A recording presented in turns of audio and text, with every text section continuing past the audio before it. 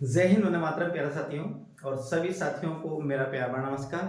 आप सभी का स्वागत करता हूं आज की क्लास में। आज अपनी जो क्लास है ये 12वां नंबर की क्लास है और आज की क्लास का पहला प्रश्न देखिए किस प्रकार का है।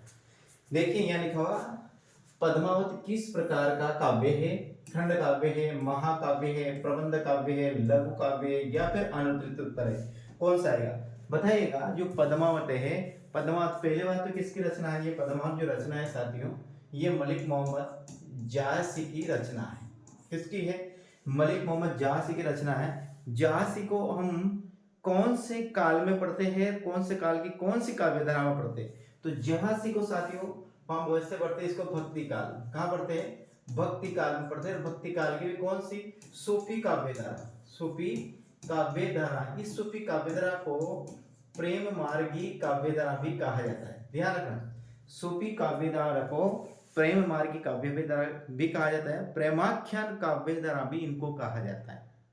तो ये जो जासी जो रचना है पद्मावत, ये है मलिक मोहम्मद जासी की। ठीक है, तो पद्मावत बताइएगा कौन सा है? खंड, महा, प्रबंध अथवा लघु। तो अपना आंसर होगा ये प्रबंध काव्य है सर। कौन सा काव्य है? प्रबंध काव्य है। कौन? मलिक मोहम्मद जासी का पद्मावत। इसमें प्रबंध काव्य है। इसमें साथी यदि सर्व को साथी इसमें पहली बात तो खंड कहा गया क्या, और खंडों की संख्या है इसमें कितनी है? खंडों की संख्या है साथियों इसमें 57। ध्यान रखिए, जिसमें नागमती, वियोग खंड आदि जो खंड है इसमें, तो इसमें खंडों की संख्या करते हैं तो खंड है साथियों इसमें कितने हैं? 57। अब आगे हम बात करते हैं ये जो पद्मावत है किस भाषा में है, आपको ध्यान रखना है। ये अवधी भाषा में। किस में है? देखो एक अवधि ऐसे होती है, एक अवधि होती है मेरे साथियों, ये ऐसे लिखते हैं, अपन लिखते हैं एक अवधि, ये लिखते हैं। इस अवधि का मतलब होता है, ये होता है साथियों भाषा, और ये अवधि होता है समय। यानी छोटी की मात्रा है तो आप ध्यान रखिए, जिसमें छोटी की मात्रा समय बिल्कुल छोटा होता है। भाषा एक विस्तृत रूप होता है जिसका व्याकरण होता है, साहित्य होता है, निश्चित शब्दावली होती है। ये जो सब है ये व्याकरण बात ये आता है भाषा में। तो भाषा में बड़ी की मात्रा है, इसकी भाषा अवधि है। ध्यान रखिएगा, ये जो पद्मावत है क्या है? पद्मावत है, इसे अवधि भाषा का, ध्यान रखिए, अवधि भाषा का प्रथम महाकाव्य, यदि अवधि भाषा का प्रथम महाकाव्य है साथियों तो वो कौन है? पद्मावत। और अवधि भाषा का प्रथम महाकवि है तो भी कौन है? जासी है। अवधि भाषा का प्रथम महाकवि कौन है? जासी है। अवधि की पहली रचना की बात करें, अवधि की प्रथम रचना है साथियों कौन है? अवधि की प्रथम रचना है चंदाई। अवधि की प्रथम रचना कौन है? चंदाई। अवधि का प्रथम महाकाव्य कौन है? पद्मावत है। अवधि का प्रथम महाकवि कौन है? जासी है। अवधि का पहला कवि कौन है? चंदाई है। अवधि की पहली रचना कौन है? चंदाई। ये चीजें आपको, ये सभी चीजें आपको ध्यान में रखनी है साथियों। और यहाँ पर बात करते हैं जासी का प्रिय अलंकार। जासी का प्रिय अलंकार के विषय में भी यदि एग्जामिनर पूछ ले तो अपना आंसर क्या होगा? हेतु उत्प्रेक्षा। हेतु प्रेक्षा जासी का प्रिय अलंकार है, आपको ध्यान रखना। हेतु प्रेक्षा जासी का प्रिय अलंकार है साथी। ठीक है, इतना आपको ध्यान में रखना। तो यहाँ पद्मावत कौन सा काव्य? प्रबंध काव्य है। इसमें खंडों की संख्या कितनी है साथियों? 57 है। अगला प्रश्न देखिए, अगला प्रश्न कैसा है? पद्मावती में नागमती किसका प्रतीक है साथ? ये अपने आपको सही आंसर देना है कि पद्मावती में नागमती किसका प्रतीक है। देखिए, नागमती तन का है, मन का है, संसार का है या स्वर्ग का है? तो देखिए साथियों पर बात करते हैं, यहाँ पर नागमती किसका प्रतीक है? तो यहाँ नागमती है साथियों संसार का प्रतीक। किसका है? संसार का प्रतीक है। यानी कि अपना आंसर क्या होगा? सी। ये है नागमती। ये संसार का प्रतीक है। नागमती में बड़ी की मात्रा नाग, देखिएगा नागमती किसका प्रतीक? संसार का। मन का प्रतीक कौन है साथियों? मन के प्रतीक की अपन बात करते हैं तो यहाँ मन का प्रतीक अपना आएगा रतन सेन। कौन आएगा? रतन सेन, यानी चित्तौड़ के राजा रतन सिंह एक किसका? मन का प्रतीक है। तो आप देखिएगा बुद्धि का प्रतीक कौन है? किसका? बुद्धि का प्रतीक। तो बुद्धि का प्रतीक है साथियों कौन? पद्मावती। पद्मावती किसका प्रतीक है? पद्मावती है बुद्धि का प्रतीक साथियों। तो अब आगे और भी आगे बात कीजिए, शरीर का प्रतीक कौन है? शरीर यानी कि तन। तन है यहाँ पर चित्तौड़गढ़। कौन साथियों? चित्तौड़गढ़ को किसका प्रतीक माना गया है? शरीर का प्रतीक माना गया है। आगे हम बात करते हैं, गुरु किसे माना गया है? गुरु माना गया है साथियों, और यहाँ पर माना गया है गुरु के मन बात करते हैं हीरामन तोता। हीरामन जो तोता है उसे गुरु माना गया है। तो यहाँ पर शैतान किसे माना गया है साथियों? शैतान की अपन बात करते हैं, शैतान कौन है यहाँ पर? तो यदि अपन शैतान की बात करें, राघव चेतन। कौन? राघव चेतन। चेतन साथियों ये माना गया है यहाँ पर, ध्यान रखिएगा, ये शैतान का प्रतीक है। आगे बात करते हैं माया। तो आगे देखो सभी मैं आपको बताता हूँ, ध्यान से देखिएगा। पहले बात अपन बात करते हैं यहाँ पर रतन सेन। कहानी शुरू होती है रतन सेन। तो रतन सेन है साथियों, ये प्रतीक है साथियों मन का। किसका? मन का। तो नागमती किसका प्रतीक है? नागमती प्रतीक है साथियों संसार। किसका है? संसार का। आगे ध्यान, तो पद्मावती किसका प्रतीक है? पद्मावती है साथियों बुद्धि का। किसका प्रतीक है? बुद्धि का। ध्यान रखिए। आगे हम बात करते हैं, इसके बाद है गुरु। गुरु कौन है? तो गुरु यहाँ साथियों हीरा मन तोता गुरु है। इसके बाद यदि हम बात करते हैं साथियों रामन तोता के बाद गुरु, तो यहाँ पर शैतान का प्रतीक कौन है? शैतान में आएगा राघव चेतन। शैतान को आया राघव चेतन, शैतान में आएगा। माया की बात करते हैं तो माया कौन है? माया में साथियों अपना आएगा अलाउद्दीन खिलजी। अलाउद्दीन खिलजी ये माया का प्रतीक है साथियों, इतना अपन को याद में रखना है। मन का प्रतीक है रतन से, संसार का प्रतीक है नागमती, बुद्धि का प्रतीक है पद्मावती, और हीरामन तोता प्रतीक है गुरु का, शैतान है साथियों राघव चेतन प्रतीक है शैतान का, और अलाउद्दीन खिलजी माया का प्रतीक। तो ये आगे आधी चीजें आपको याद रखनी है। अपना यहाँ पर जो आंसर होगा कौन होगा? नागमती किसका प्रतीक है? नागमती ये संसार का प्रतीक है साथियों।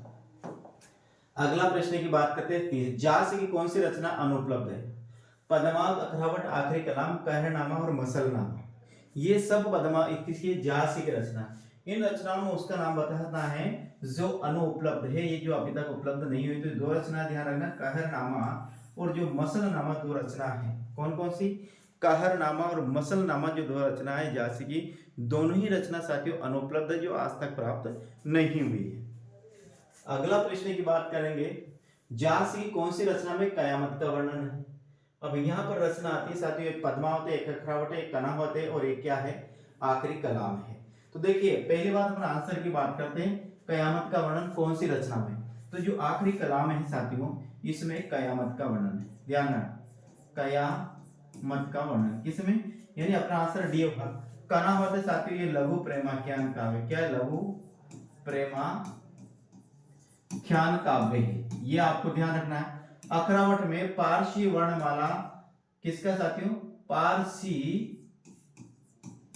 वर्णमाला। क्या याद रखना है? इसमें आपको याद रखना है कि पारसी वर्णमाला का वर्णन है। किसका? पारसी वर्णमाला का वर्णन है। ध्यान से, अखरावट के एक एक अक्षर को लेकर पारसी वर्णमाला का वर्णन किया गया। फारसी वर्णमाला का वर्णन है। तो कनावत क्या है? यह है लघु प्रेमाख्यान काव्य है। लघु प्रेमाख्यान काव्य है। इसमें क्या है? इसमें कयामत का वर्णन है, कयामत का। और पद्मावत तो क्या है? ये पद्मावती और रतन सेन की प्रेम कथा इसमें वर्णित है। इतना आपको ध्यान में रखना है। अगला प्रश्न की बात करते हैं साथियों, चैनल पर पहली बार तो चैनल को जरूर सब्सक्राइब कीजिए, साथ साथ बेल आइकन को प्रेस कीजिए। किस प्रेमाख्यान रचना में दो कथाएं समानांतर चलती है? देखिए पद्मावत, चित्रावली, मधुमालती या कनावत साथियों। तो यहाँ पर यदि आंसर की बात करते हैं साथियों, तो अपना आंसर होगा यहाँ पर, कौन सा आंसर होगा बताइएगा। किस रचना में दो कथाएं समानांतर चलती है। बताइए साथियों, क्या आंसर होगा अपना?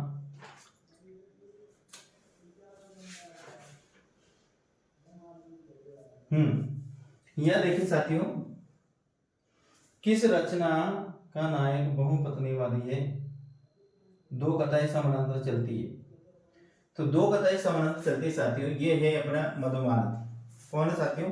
मधुमालती अपना सही आंसर होगा। और मधुमालती के अपन बात करते हैं रचयिता की, तो मधुमालती लिखा है मंजन ने। किसने लिखा है? मधुमालती का रचयिता है मंजन। इसमें दो रचना, दो कथा समान, एक तो मंजन और एक है मधुमालती। मधुमालती इन दोनों रचना की है नी, मधुमालती और इसका मधुमालती और मनोहर, ये मनोहर नायक है और मधुमालती क्या है? नायिका है। एक कथा तो ये है, एक कथा इसमें ताराचंद ये नायक है, इसका उपनायक है। और इसकी उपनायिका की बात कर, कौन सी उपनायिका की बात करते हैं साथियों? तो उस उपनायिका है प्रेमा। कौन है? प्रेमा। इस प्रकार देखा जाए तो मधु जो मालती है, इसमें दो कथाएं समानांतर चलती है। एक बार पुनः देखिए, मधुमालती के रचयिता है साथियों मंजन। कौन है? इसमें दो कथाएं चलती है, एक तो जो मुख्य नायक है वो है मनोहर। कौन है? मनोहर इसका मुख्य नायक है। तो नायिका, इसकी मुख्य जो नायिका है वो है मधुमालती। अब आगे हम बात करें उपनायक के साथ में, तो उपनायक इसका था, उसका है ताराचंद। कौन है? ताराचंद इसका उपनायक है। तो उपनायिका कौन है इसकी? प्रेमा इसकी उपनायिका है। इस प्रकार से आपको ध्यान रखना है कि मधुमालती एक ऐसी रचना है जिसमें दो कथाएं समानांतर चलती है, जबकि लगभग जितने भी प्रेमाख्यान है उसमें एक नायक और एक नायिका की कथा समानांतर चलती है, एक नायक और एक नायक की कथा है। यहाँ पर मधुमालती ऐसी, इसमें दो नायक है और दो नायिका, ये मुख्य नायक है, ये उपनायक है, ये मुख्य नायक है, ये उपनायिका है साथियों। ऐसे आपको ध्यान में रखना है। अगली रचना अपना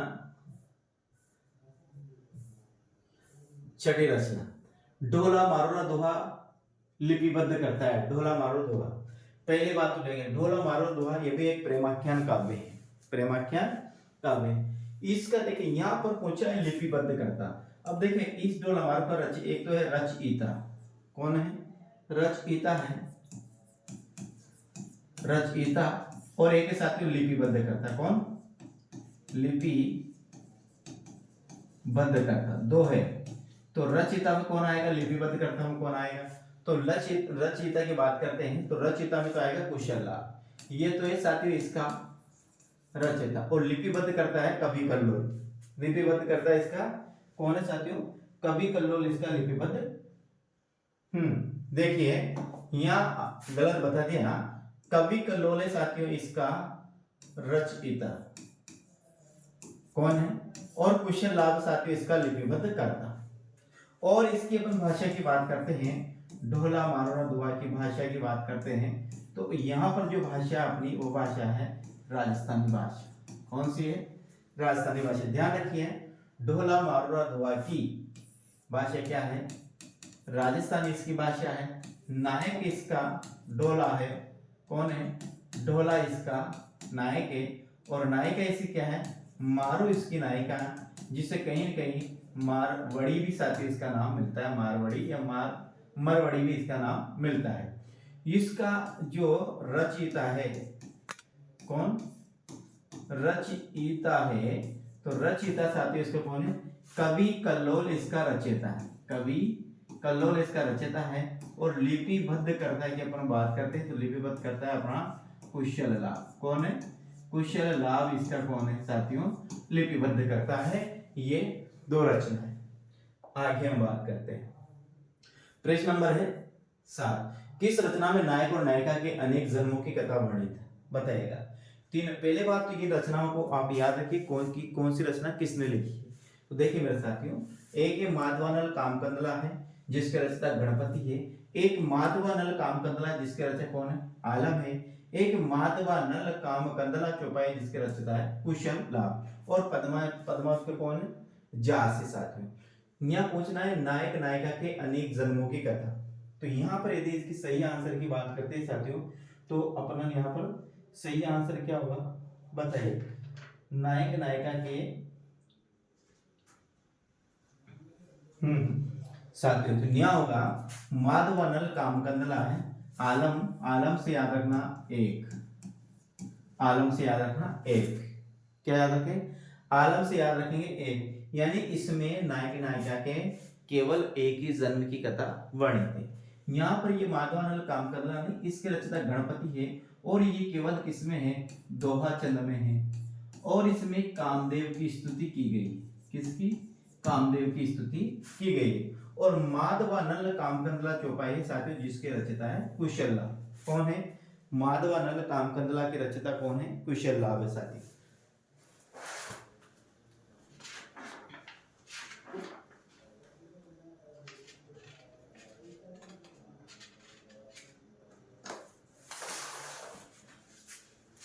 देखिए जो है ना माधवानल कामकंदला चौपाई जिसके रचयिता कुशल लाभ है, इसमें साथियों नायक नायिका के अनेक जन्मों की कथा वर्णित है, ये भी आपको ध्यान रखना। तीन देखिएगा, एक है माधवानल कामकंदला जिसके रचयिता है गणपति, तो इसमें गणपति ने इसमें कामदेव की स्तुति की गई है और ये केवल दोहा चंद में वर्णित है। देखिए यहाँ गणपति ने, गणपति कामदेव, कामदेव और ये रखना है आपको दोहा याद। आलम से आपको याद रखना है इसमें केवल नायक नायिका के एक जन्म की कथा वर्णित है और कामकंदला चौपाई है इसमें नायक नायिका के अनेक जन्मों की कथा वर्णित है। इतना साथियों आपको ध्यान में रखना है। ठीक है मेरे साथियों, आगे हम बढ़ते हैं। अगला अपना प्रश्न है, रूप मंजरी का नायक कौन है। बहुत अच्छा प्रश्न है ये, मेरे स्वनिर्मित प्रश्न है। रूप मंजरी का रूपचंद है, प्रेमचंद है, राम है अथवा कृष्ण है। तो देखिए साथियों रूप मंजरी का जो रचयिता है, रूप मंजरी का रचयिता कौन है, नायक कौन है, कृष्ण है, भगवान श्री कृष्ण रूप मंजरी के नायक है। तो अब रूप मंजरी किसके द्वारा लिखी गई साथियों, ये भी देखिए। रूप मंजरी के रचयिता है, ये है कृष्ण भक्ति काल की कृष्ण काव्यधारा के प्रसिद्ध कवि नंददास। कौन है, हाँ रूप मंजरी के रचयिता की बात करते हैं। किसकी, रचयिता की बात करते हैं, जिसका रचयिता है साथियों नंददास। ठीक है, रूप मंजरी है साथियों, रूप मंजरी ये क्या है, विवाहित है, ध्यान रखना विवाहित है। ये एक ऐसा काव्य है, हिंदी का एकमात्र ऐसा काव्य है जिसकी नायिका अपने प्रेम पात्र को प्राप्त करने के लिए दाम्पत्य मर्यादा का त्याग कर देती है। बाकी जितनी भी प्रेमाख्यान काव्य है उसकी नायिका अविवाहित होती है, जबकि रूप मंजरी जो प्रेमाख्यान काव्य है इसकी नायिका क्या है, विवाहित है। ये रूप मंजरी जो नायिका है ये अपने प्रेम पात्र श्री कृष्ण को प्राप्त करने के लिए इनका जो पहले विवाह हो चुका है उस दाम्पत्य जीवन का ये परित्याग कर देती है। तो ध्यान रखना ये रूप मंजरी का जो नायक है भगवान श्री कृष्ण है और ये भगवान श्री कृष्ण को प्राप्त करने के लिए अपने पहले वाले जो पति उस पति को ये त्याग कर देती है। तो ये जो रूप मंजरी है एकमात्र ऐसा प्रेमाख्यान काव्य जिसकी नायिका विवाहित है और अपने दाम्पत्य मर्यादा का ये त्याग कर देती है अपने प्रेम को प्राप्त करने के लिए। साथियों ये आपको ध्यान में रखना है। और रूप मंजरी का रचयिता कौन है, नंददास रूप मंजरी के रचयिता है। अगला प्रश्न है 9, किस रचना में राघव चेतन और अलाउद्दीन खिलजी का वर्णन आता है। तो यहाँ पर यदि हम बात करते हैं तो यहाँ चितयवार्ता नारायण दास ने लिखी है, सुजान सागर घरानंद ने लिखी है, तो वीर लीला भी घरानंद है और वीर वारिस किसकी है साथियों, बौद्धा की है। सुजान सागर वीर लीला, देखिए यहाँ वीर लीला है ये घरानंद की है और वीर वारिस है ये बौद्धा की है। तो यहाँ पर किस रचना में राघव चेतन और अलाउद्दीन खिलजी का वर्णन मिलता है। देखिए यहाँ पर अपन बात करें तो एक रचना है पद्मावत, पद्मा, और ये किसकी है, ये झांसी की रचना है। झांसी में तो मिलता ही से राघव चेतन और पद्मावत का वर्णन। इसके अलावा साथ है चितयवार्ता जिसके रचयिता है नारायण दास, इसमें भी साथियों किसका, राघव चेतन का और अलाउद्दीन खिलजी दोनों का वर्णन मिलता है, ये आपको ध्यान रखना है। पद्मावत में तो अलाउद्दीन खिलजी और राघव चेतन का वर्णन मिलता ही सही, लेकिन साथियों आपको ध्यान रखना है जो नारायण दास की रचना है चिताई वार्ता, इस चिताई वार्ता में भी इसमें पद्मावत का प्रभाव पाया जाता है, क्योंकि इसमें अलाउद्दीन खिलजी और राघव चेतन का वर्णन मिलता है। तो वह कौन सी रचना है जिसमें पद्मावत का प्रभाव पाया जाता है? तो वह है चिताई वार्ता, जिसके रचयिता कौन है? नारायण दास साथी। आगे और ये भी आपको याद रखना है, सुजान सागर गणानंद की है, तो वीरे लीला किसकी है? गणानंद की है। तो वीरे वारिस किसकी है? ये बोधा की। आपको ध्यान रखना है, वीरे वारिस बोधा, बारिश याद रखना, बारिश बोधा, और वीरे लीला किसकी है? गणानंद की। वीरे लीला किसकी है? गणानंद की। आगे प्रश्न है, किस रचना में अंग्रेजों का वर्णन मिलता है? चित्रावली उस्मान की, ज्ञानदीप शेख नबी की है, चिताई वार्ता नारायण दास की, इंद्रावती नूर मोहम्मद की। इंद्रावती किसकी है? लेकिन यहाँ पर अंग्रेजों का वर्णन किस रचना में मिलता है उसका हमें आंसर देना है साथियों, उसका हमें आंसर देना। तो यहाँ पर यदि हम बात करते हैं तो चित्रावली है, चित्रावली जो रचना है उस्मान की। पहली बात तो देखिए, चित्रावली के रचयिता कौन है? उस्मान है। ज्ञानदीप के है साथियों शेख नबी, ज्ञानदीप के शेख नबी, चिताई वार्ता के हैं नारायण दास, और इंद्रावती के साथियों नूर मोहम्मद। यहाँ पर अंग्रेजों के वर्णन की बात करते हैं तो जो चित्रावली है जिसके रचयिता उस्मान है, इसमें साथियों अंग्रेजों का वर्णन मिलता है, ये अपन को ध्यान में रखना है साथियों। आगे ये इतना आपको ध्यान में रखना है कि चित्रावली उस्मान द्वारा कृत चित्रावली में भी अंग्रेजों का वर्णन मिलता है। आपको ध्यान रखना है, चित्रावली के रचयिता उस्मान है, ज्ञानदीप के शेख नबी है, और चिताई वार्ता के नारायण दास है, और इंद्रावती के रचयिता है नूर मोहम्मद। ये आज के टेस्ट के 10 प्रश्न थे। कैसे लगे मुझे कमेंट के माध्यम जरूर बताया कीजिएगा, और चैनल पर पहली बार मेरे साथियों चैनल को जरूर सब्सक्राइब कीजिएगा। तो जय हिंद, वंदे मातरम मेरे साथियों। कल फिर मिलते हैं अगली क्लास में। राम राम साथियों।